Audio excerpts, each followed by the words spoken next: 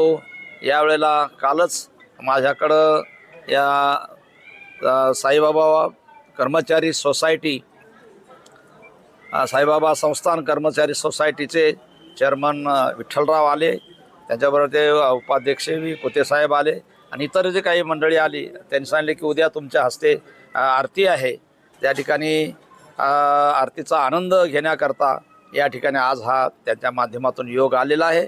मला देखील आनंद वाटला. योगायोगानं तुम्ही पत्रकार मंडळी आज या ठिकाणी आलेले आहेत.